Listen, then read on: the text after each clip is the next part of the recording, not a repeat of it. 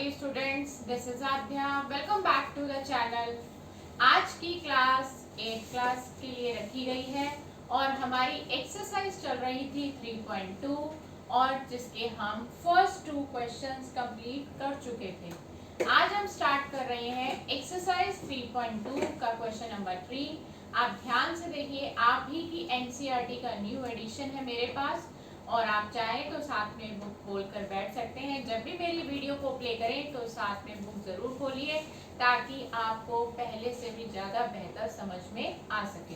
तो अब हम स्टार्ट करने जा रहे हैं अपना क्वेश्चन नंबर 3 ऑफ एक्सरसाइज 3.2।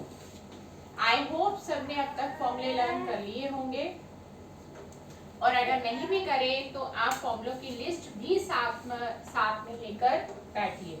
तो क्वेश्चन नंबर 3 हमारा क्या कहता है, how many side does a regular polygon have if the measure of N exterior angle is 24 degree.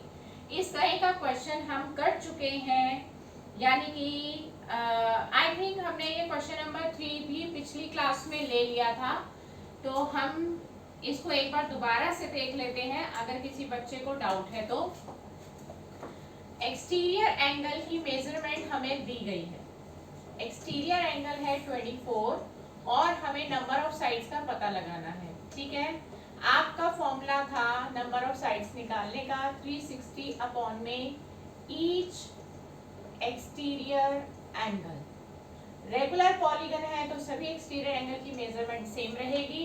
360 upon में 24, 12 2 जा 24, 12 3 जा 36, 12 0 0 और ये 2 15 जा 30। तो नंबर ऑफ साइड्स हमारी आ गई है 15। बताना यहाँ पर ये था कि अगर एक्सटीरियर एंगल निकालना हो तो नंबर ऑफ साइड्स नीचे आ जाएंगी और एक्सटीरियर एंगल आपका लेफ्ट साइड पहुंच जाएगा, और अगर नंबर ऑफ साइड्स निकालनी हो तो लेफ्ट हैंड साइड में ही रहेगी और एक्सटीरियर एंगल नीचे आ जाएगा। तो जिसकी भी वैल्यू निकालनी है उसको आप लेफ्ट में रखिए और जिसकी मेजरमेंट एक्सटीरियर एंगल दी है तो भी आप 360 के नीचे रख दीजिए और नंबर ऑफ साइड दी है तो भी आप 360 के नीचे रख दीजिए, तो आपका आंसर आ जाएगा। अब हम चलते हैं क्वेश्चन नंबर 4 की तरफ। How many sides does a regular polygon have if each of its interior angle is 165। Question number 4 में क्या नया है आपको ध्यान से समझना है। अभी तक हमने जितने क्वेश्चन करे इस फॉर्मूले से रिलेटेड उसमें हमें एक्सटीरियर एंगल गिवन था, बट इस क्वेश्चन में ट्विस्टिंग ये है कि यहाँ पर इंटीरियर एंगल गिवन है।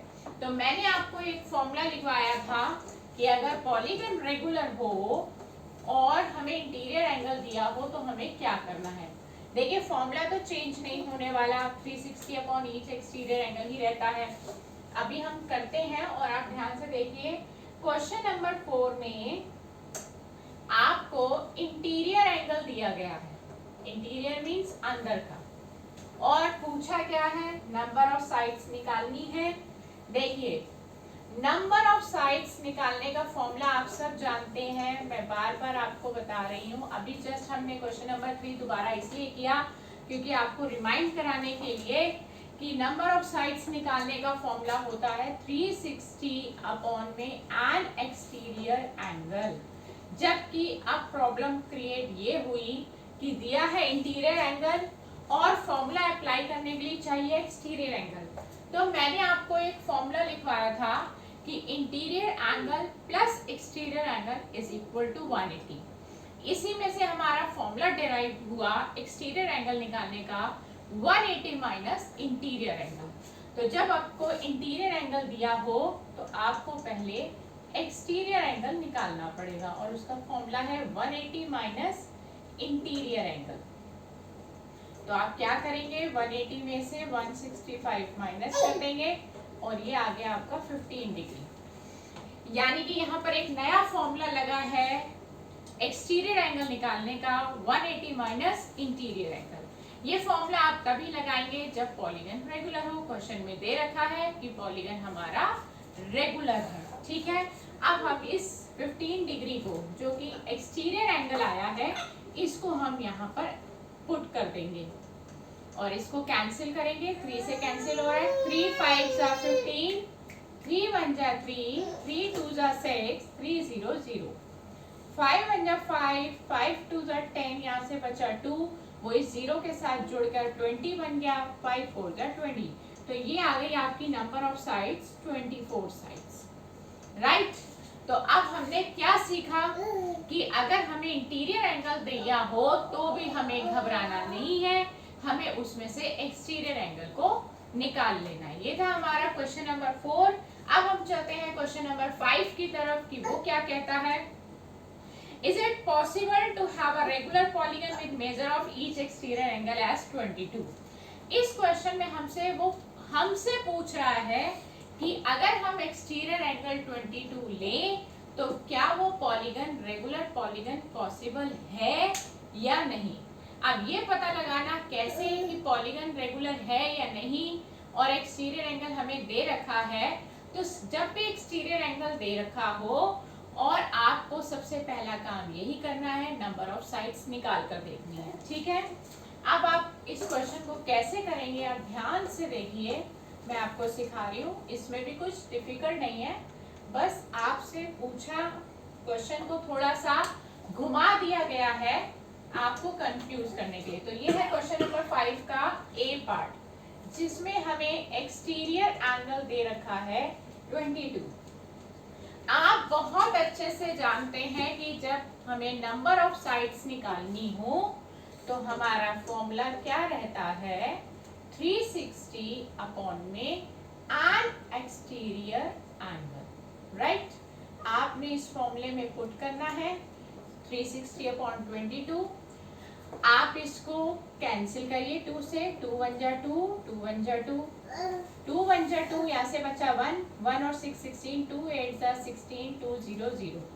अब आप जरा ध्यान से ऑब्जर्व करिए कि 180/11 कैंसिल नहीं हो रहे हैं, because 11 is a prime number और ये जो आंसर अगर आप निकालेंगे भी तो वो डेसिमल फॉर्म में आएगा, यानी कि हमारी जो नंबर ऑफ साइड्स है, पहली बात तो ये वो फ्रैक्शन में आ नहीं सकती, वो एग्जैक्ट एक प्रॉपर हमारा नंबर आएगा, राइट। एक कंप्लीट एक नेचुरल नंबर आएगा।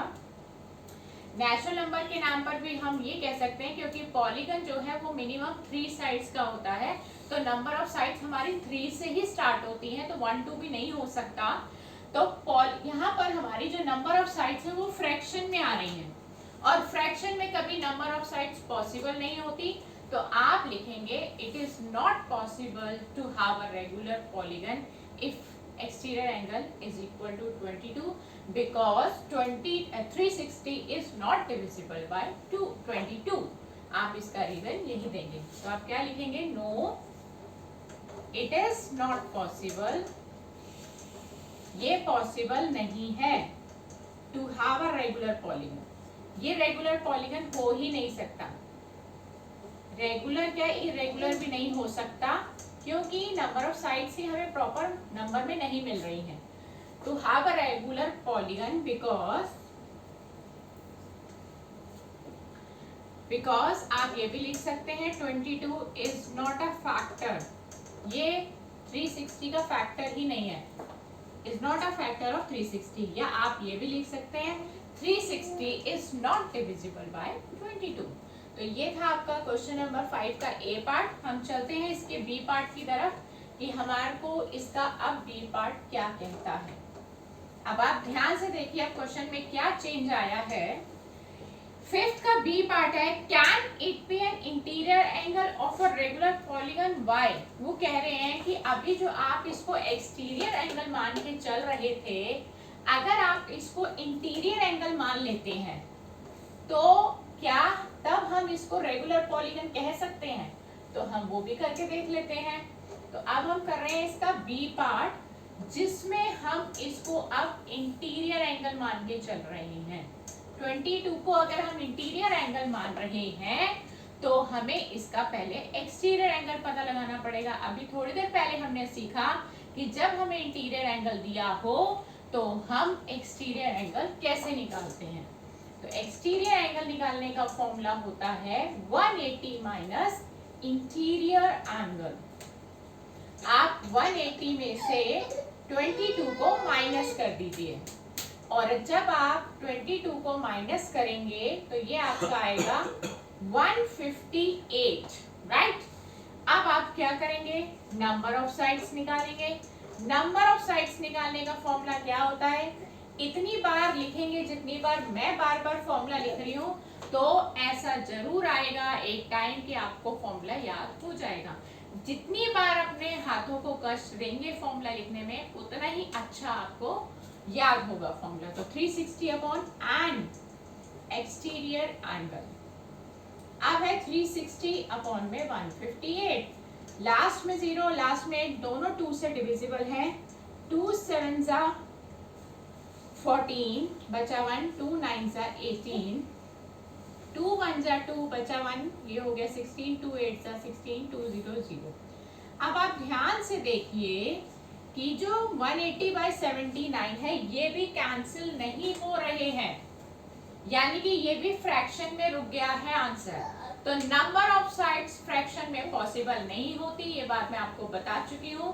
तो यहाँ पर भी आपका आंसर रहेगा no, it is not possible, it is not possible to have a regular polygon. यहाँ पे भी रेगुलर पॉलीगन नहीं हो सकता,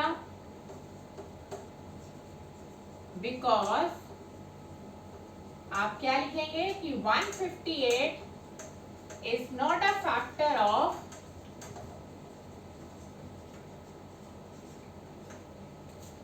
360। तो हमने सीखा क्या कि नंबर ऑफ साइड्स प्रॉपर एक नंबर में आनी चाहिए, फ्रैक्शन में नहीं आनी चाहिए, डेसिमल में नहीं आनी चाहिए। अगर डेसिमल में आती है या फ्रैक्शन में आती है तो उसको हम रेगुलर पॉलीगन ही नहीं कहेंगे।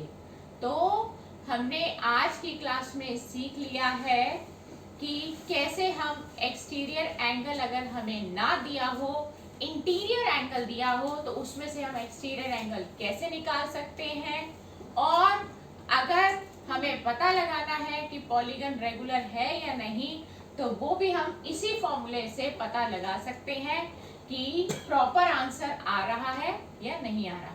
नंबर ऑफ साइड्स हमेशा प्रॉपर एक पर्टिकुलर नंबर में आएगी, वो फ्रैक्शन में नहीं आ सकती और ना ही वो डेसिमल में आ सकती है। तो नेक्स्ट क्लास में आपसे फिर मुलाकात होगी एक नए क्वेश्चन के साथ, एक नए टॉपिक के साथ। इसी तरह बहुत अच्छे से अपना ख्याल रखते रहिए। गुड बाय दोस्तों।